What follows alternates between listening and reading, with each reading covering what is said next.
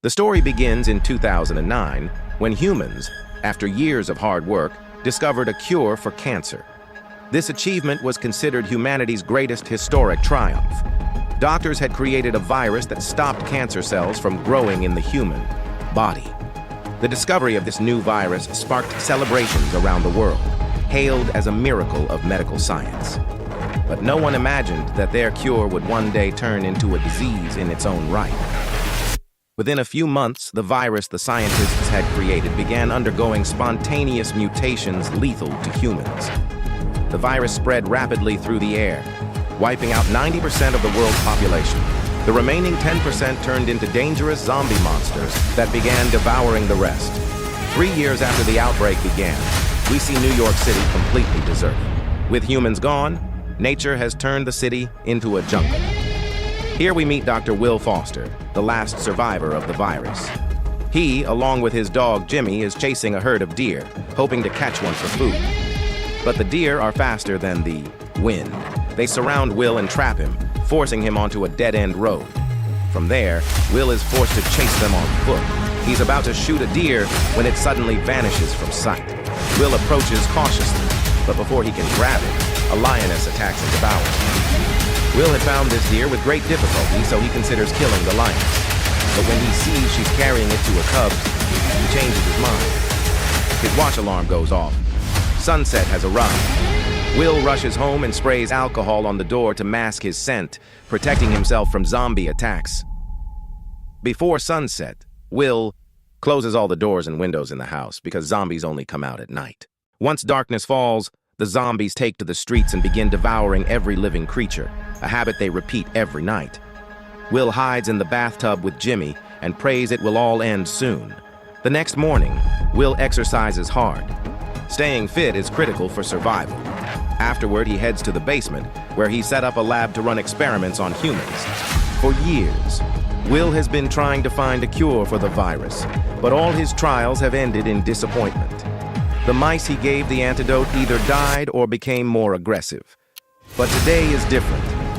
Will notices one mouse that's more stable than the others, its pupils moving, a sign that his medicine is working. All that's left is to test it on a human. Will grabs his automatic rifle and sets out to hunt a zombie. During the day, the city is completely safe, since zombies die the moment they're exposed to sunlight. He first goes to a grocery store and buys some supplies needed for the hunt. It's been a long time since he's seen another human, and loneliness has begun affecting his mental state.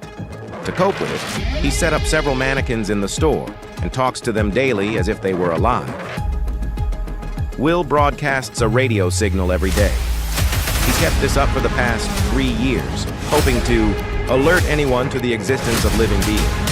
But perhaps he's the only one left in the city since no one has visited in all that time. Will is playing golf on a wrecked fighter jet when Jimmy spots something in the bushes, which alarms him. Will realizes it's a deer and chases after it. The deer flees from them into a dark room.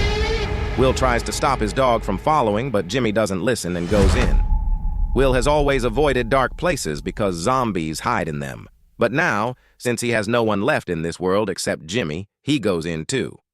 After walking a short distance, he sees a blood-stained floor, a warning sign of danger. But Will ignores everything and keeps walking. He finds a dead deer in front of him, and the sight makes his heart pound. He feels intense fear. When he turns his eyes, he sees hundreds of zombies sleeping there. Will backs away cautiously, because the slightest sound could wake the sleeping zombies. Finally, he finds Jimmy. He asks her to come with him, but notices Jimmy won't come out from under the table. Before he can react, a zombie suddenly emerges from the darkness and attacks him. Will tries with all his strength to escape, but these aren't shuffling zombies. They're more agile than humans.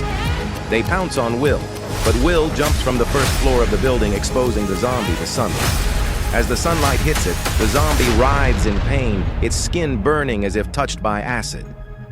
Will miraculously survives this attack. But the good news is he now knows where the zombies are hiding. He sets a trap to capture one and test his vaccine on it. It turns out Will has complete immunity to the infection. But unfortunately, his dog doesn't have the same immunity. Will asks her to wait there and tells her to leave if he doesn't return. By evening, for some reason, he takes a few drops of his blood and scatters them in the dark room. When a zombie smells the blood, it rushes toward the trap he set. Will kills it and electrocutes it. But he sees something he didn't expect. Another zombie tries to come out to help, and in doing so, suffers severe burns from the bright sunlight. This is the first time Will has seen a zombie become this disturbed by getting caught in a trap. It's a clear sign that they're no longer just animals. They're slowly evolving. Will brings it to his lab. He gives it a sedative 10 times stronger than a normal human dose. But even that only manages to put the zombie to sleep. He then begins testing his new vaccine on it. As soon as he gives it the antidote, the zombie's pulse returns to normal, and its body temperature begins to drop. Will believes his vaccine is working to stop the virus. But suddenly, the zombie becomes extremely unstable. Its body starts thrashing like a fish out of water, and it dies shortly after. Will had obtained this zombie with great difficulty, so he injects it with the zombie virus and brings it back to life. Despite years of hard work, his cure proves ineffective on humans. Will keeps all his failed attempts on a hard drive so that anyone who tries to develop a vaccine in the future won't repeat his mistakes. Despite these failures, Will continues testing his vaccine. He even notes in his blog the male zombie that was exposed to sunlight today. He thinks that food scarcity might be driving them to change their behavior, and if that's true, it's a sign they've become more dangerous than before.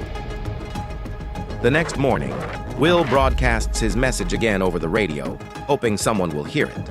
But after waiting at the dock for hours, no one comes to meet him. Then, when Will returns, he sees the mannequin, which leaves him stunned. He himself had placed it in the grocery store.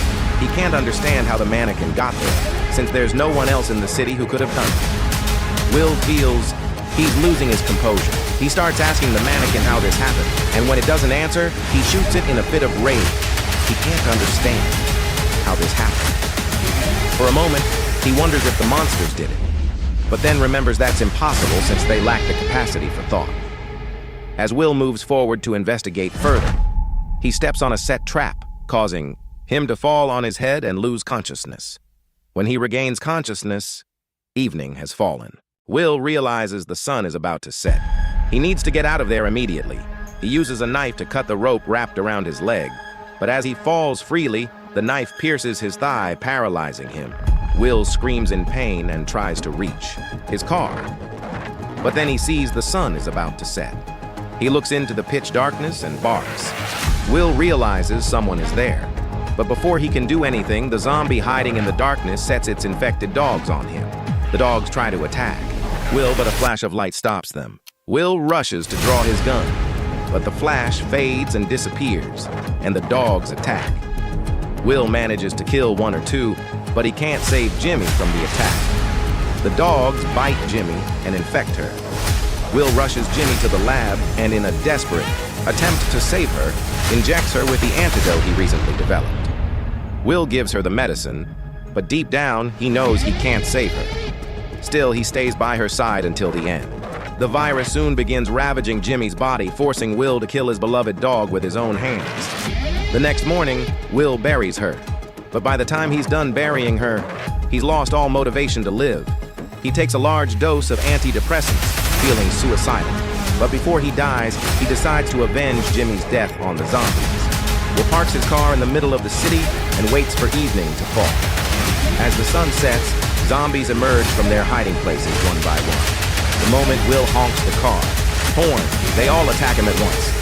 In a fit of rage, Will drives off, running over all the zombies. He's determined to spare no one today. He crushes every single one of them mercilessly. The zombies soon overwhelm Will. One climbs a pole and throws itself onto his car, blocking his view. Meanwhile, another zombie shoves him with all its strength, severely damaging his car. Will tries to start the car and flee, but the zombies flip it over. Will has no way left to survive. The zombie that planned all this approaches him and is about to kill him when a bright light flashes and all the zombies flee. Will is completely unaware of what happened. He hears a girl's voice asking him for his address. Before he loses consciousness, a girl gives Will a map showing him the way home. The next morning, when he regains consciousness, he can't believe he survived last night's incident. He hears a sound in his room. Will rushes to grab a gun from his desk drawer and follows the sound. But when he reaches the kitchen, he sees a girl and a child preparing dinner for him. For a moment, he can't believe what's standing before him. He wonders if he's dreaming since he's been seeing this for years. The girl introduces herself as Alice, and the boy as James. Alice says, "We heard your broadcast. We waited a long time at the place you told us about, but you never came." Will asks where they came from and where they're headed. Alice tells him they're heading to a survivor's settlement. "We're not the only ones immune to this virus." Hearing this, Will becomes furious, since there's no such settlement, no safe place. As a scientist, Will explains, this is impossible. It's impossible that no one has been infected. But Alice is certain there's a place in the mountains where people don't get infected. She also tells Will that this virus can't survive the cold. Will feels she's giving him false hope and angrily throws his food.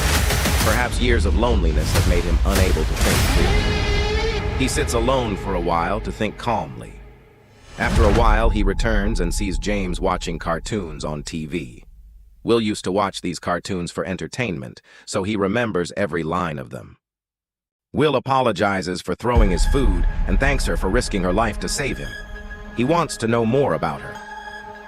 Alice tells Will that a ship rescued them and brought them here. But soon, those who were with me got infected with the virus, and those who had immunity were killed by the zombies. When Alice saw Will's photo in a magazine, she remembered he was the doctor who was working on finding a cure for the virus. She explains to him that there is no cure. "We have to get out of here. If we start tomorrow morning, we'll cross the city limits by evening." But Will says, "We don't need to go anywhere. It started here and it will end here." He's determined to find a cure for the virus, no matter the cost. The next day, the two of them return to the place where the zombies attacked Will. He notices that his own materials were used to build the trap. Even the method closely resembles his own. Alice asks if the infected did this, and Will replies, "No, they have no brain function.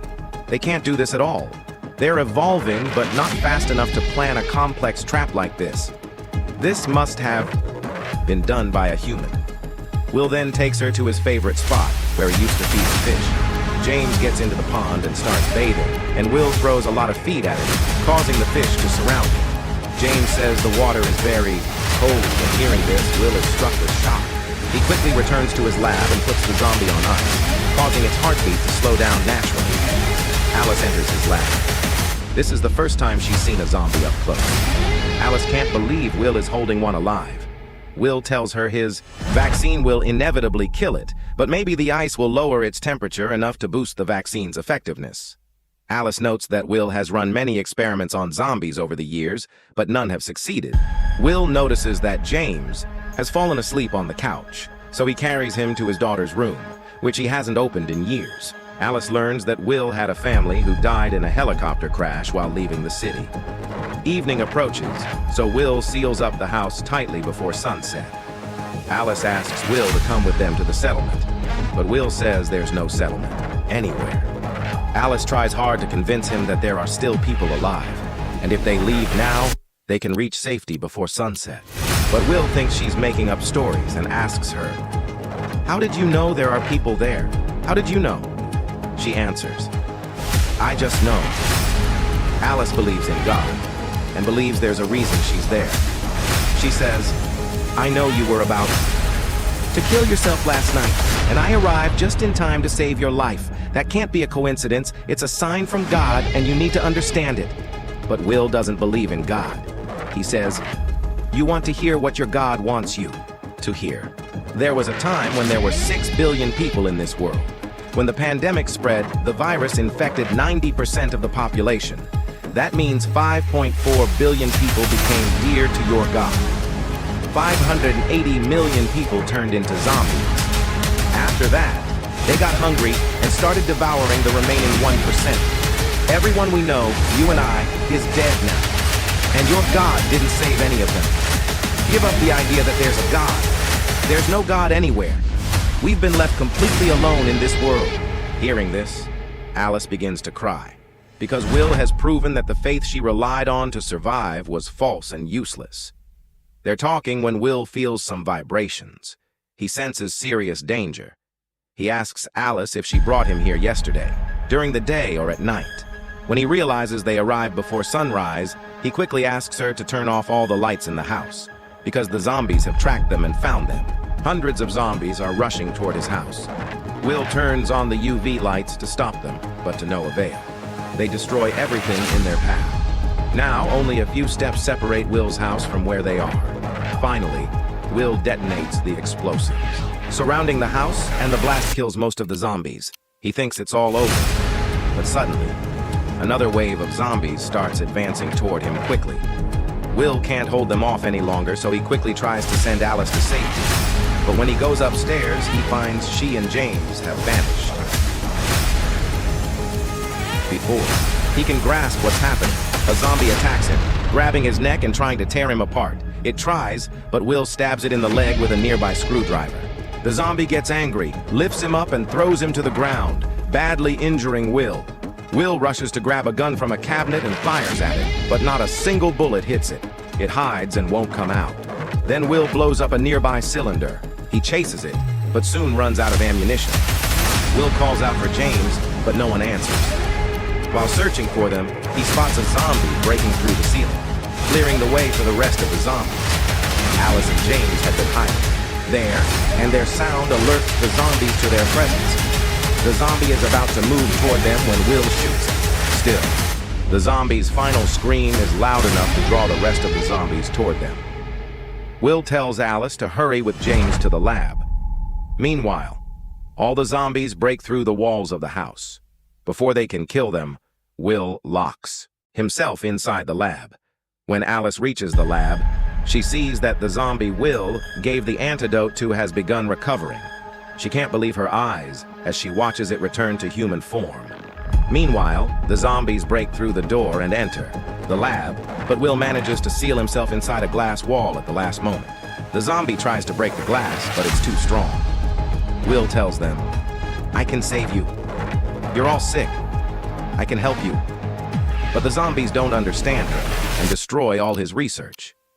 Will's attempts to stop them fail. Then their leader arrives, trying to break the wall by smashing its head against the glass door. If the wall breaks, all three of them will be in trouble. But luckily, nothing happens. The zombie is in severe pain, but keeps smashing its head against the glass until it breaks. Will can't figure out how to stop it. Then the zombie draws a butterfly symbol on the glass with its hand. Will notices the same symbol was on the back of the zombie he'd been experimenting on. He realizes they didn't come for him. They came to take back the zombie. He lowers his gun and surrenders to them, then draws the vaccine out of the female zombie's veins, which would have returned her to human form. He thinks that if he gives her back to them, they won't harm her. He then asks Alice to open the door. Alice opens the door as instructed, and we see that the zombies don't attack him. Their leader could have killed him, but instead asks Will to fix things. Will then goes to a drawer containing the virus syringe. The hungry zombies have been waiting a long time to pounce on him, but by order of their leader, none of them touch him. Will takes the antidote from the drawer and injects the female zombie, bringing her back to life. When he sees them, Will understands that they're all evolving because they're capable of feeling love. The zombie carries her in its arms. If Will had wanted to, the zombie could have killed them all in revenge for what he did to that girl. But he chooses not to, and leaves quietly with his men. Will breathes a sigh of relief once they leave, but their departure changes his thinking forever. That night, Will sees humanity in these zombies for the first time, something he wouldn't have believed had he not seen it with his own eyes. He regains his faith in God. Afterward, he listens to Alice and leaves the zombies to their fate. Alice broadcasts a message over the radio announcing their departure from the city. If anyone really hears their voices, they should not enter the city. And so the film ends. I hope you enjoyed this story. Thank you for watching.